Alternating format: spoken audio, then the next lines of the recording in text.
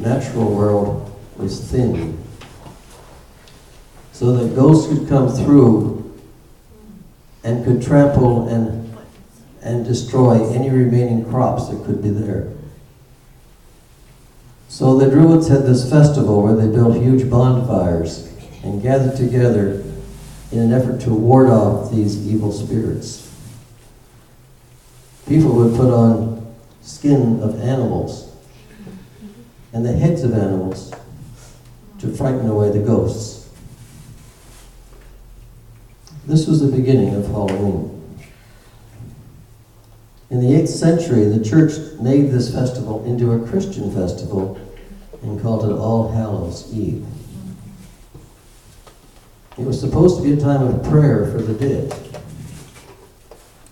And it was followed the next day by All Saints' Day, November the 1st, when prayers were made for those people who had died and gone to heaven.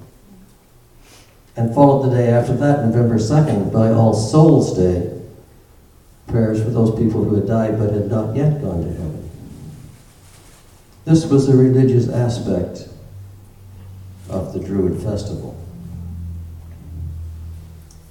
It became a custom in England called souling for people who were poor to go to people who were rich and ask for cakes and pastries so they could pray then for the relatives, the dead souls of the relatives of the rich.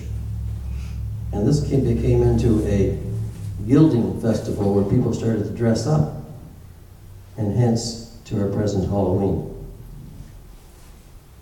Now, this was based in paganism, and to a degree, there's really nothing wrong with young people going around dressing up and having some fun, providing it's balanced with the knowledge of what is real and what isn't real. And unfortunately, the religious aspect of this has been taken away. And all we see now are ghosts and goblins and all sorts of weird creatures roaming the streets. The problem is also that it's not just Halloween, but kids nowadays are subjected, and not just kids, but adults, to all sorts of videos, movies, of violence, of ghosts, of abnormal creatures, the Vampire Diaries, The Walking Dead, Game of Thrones. And again, if this is balanced to some degree, it's not all that destructive. But there are people who don't get this balance more and more all the time. And it becomes difficult to sometimes separate reality from fiction for these people. And in addition, you have to look at the way the brain works, because there are two main pathways in the brain. This is kind of simplification, but basically the pathway of pleasure, which releases certain chemicals into your system when you feel pleasure. Just comfort, joy, a good meal, warm house, love of your spouse, whatever.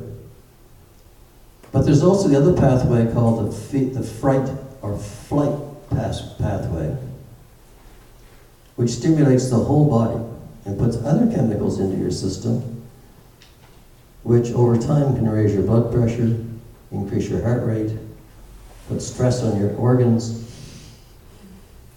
and sometimes after a while, everything you do wants to go through the second pathway, causing anxiety and depression and anger.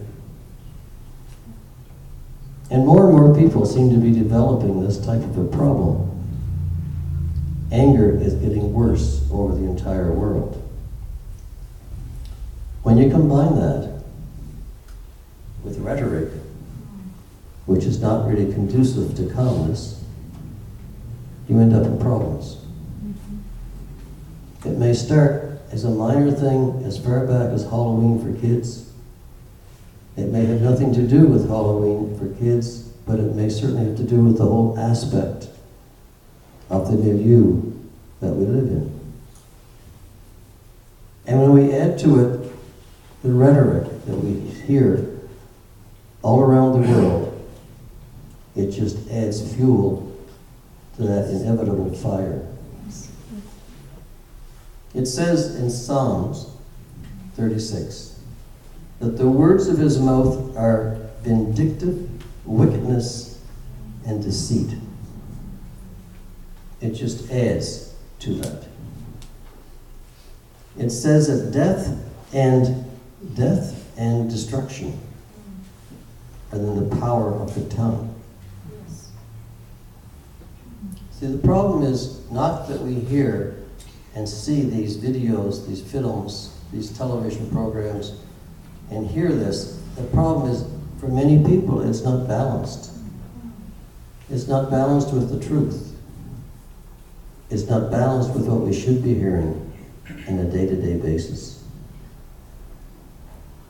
And Solomon put it very well at the end of his book. He said, "Fear God and keep his commandments, for this is man's all. For God will bring every work into judgment, including every secret thing, whether good or evil." People who don't mind their tongue, people who aren't balanced and who do the wrong things.